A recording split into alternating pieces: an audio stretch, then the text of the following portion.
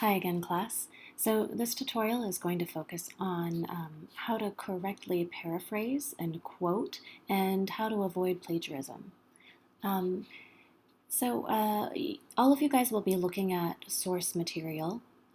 Those are going to be your sources that you've researched and that you've categorized and put into your research journals over the last 2 weeks. Um, Implementing some of those ideas and some of that language into your own essay might seem tricky. You don't want to steal anyone's ideas and not give them credit, and you don't want to just take word for word with what someone says without quoting them or letting the reader know that you're quoting them. So we're going to take a look at some good examples here and some bad. Here's an original passage from Malcolm Gladwell's book from 2008 called Outliers, The Story of Success. It's a pretty interesting book about why certain types of people are successful in their field and what it's attributed to. So take a look at that someday if you want. But for now, let's just read this passage. You can't buy your way into Major Junior A hockey. It doesn't matter who your father or mother is, or who your grandmother was, or what business your family is in. Nor does it matter if you live in the most remote corner of the most northerly province of Canada. If you have ability, the vast network of hockey scouts and talent spotters will find you, and if you are willing to work to develop that ability, the system will reward you. Success in hockey is based on individual merit, and both of these words are important. Players are judged on their own performance, not on anyone else's, and on the basis of their ability, not on some other arbitrary fact. So that comes from the beginning of Gladwell's book, page 17. Okay, so let's take a look at how a student would successfully and correctly paraphrase.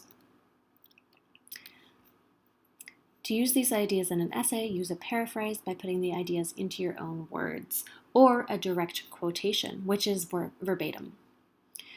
So here we have a correct paraphrase. In his study of successful hockey players, Malcolm Gladwell argues that the most important factors are players' individual performance and talent. Family influences, bribery, or proximity to urban areas matter less than merit and hard work. So this is basically Gladwell's idea, right? But they're not taking what he said word for word. They've used their own words to express it. So here they do use merit, but they also use hard work. Here they use family influences rather than saying it doesn't matter who your father or mother is or your grandmother was. They use bribery here, or proximity to factors instead of what business your family is in. So they're sort of looking at what Malcolm Gladwell is hinting at and putting it in their own words here.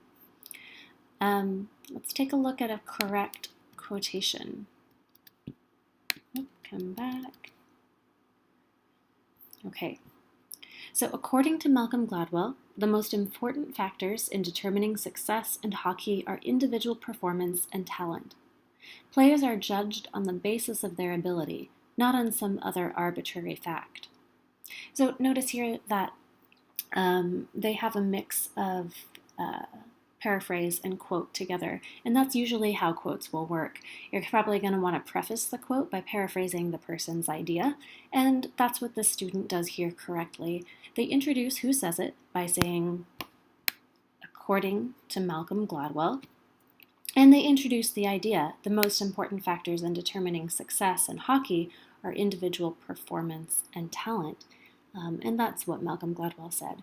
And then they have a verbatim quote, and that means word for word. Players are judged on the basis of their ability, not on some other arbitrary fact. So notice that there's an ellipses here. That just means that some of the words were taken out, and we can see that right up here. Players are judged on their own performance, not on anyone else's, and on the basis of their ability, not on some other arbitrary fact. So they've cut out some of the middle stuff there and put in the idea that they think is most important to quote here, and that's totally okay to do. The only thing that's a little odd about the citation is that this period is here. It should really go right over here after the citation so that the citation is included in the sentence. And that's the same as here. If there's a citation, you should always put the period after it. I think, let's see, I'm not sure why those periods are off. So let's take a look at some bad examples. Remember that any extract or exact phrases from the source must be in quotation marks. In the following examples, the highlighted words show how much of Gladwell's paraphrasing, or his phrasing, remains.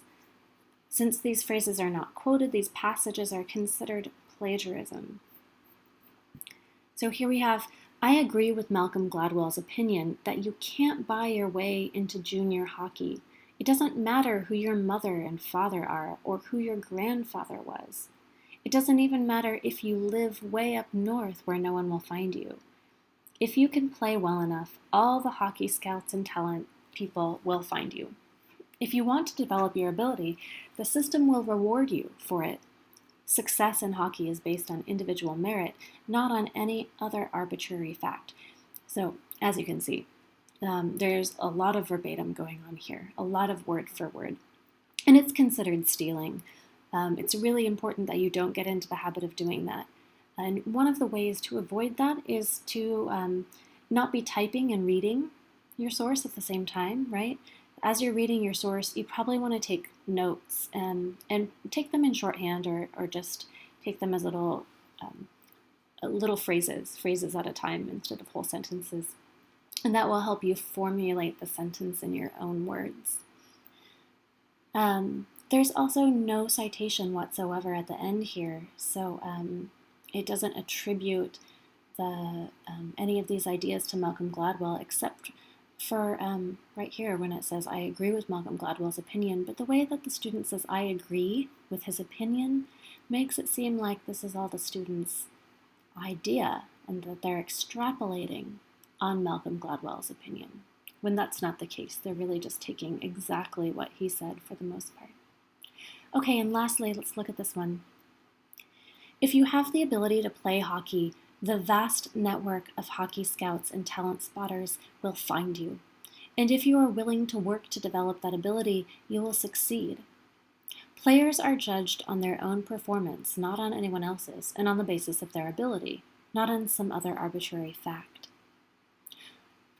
Okay, so here, obviously, there's a lot of quoted material, not just what's in quotes, so this is very misrepresented. This makes it seem to the reader like just this part is quoted, when really most of the sentence that came before it is quoted as well. And that is considered stealing, and it's considered plagiarism. And this student would get into big trouble with. So get into the habit of practicing your paraphrasing and summarizing by doing your research journals. The more you do that, and the more you cite right away as you're reading your source, the easier it will be later to implement those citations into your paper. There's nothing worse than having written a paper and then having to go back and look up every single source that you've put into your paper just so you can cite it. So do it as you go along. And hopefully this was helpful. There'll definitely be a couple examples on the quiz, on quiz 7, that will test your ability to assess if something is plagiarized or not. Okay, thank you very much.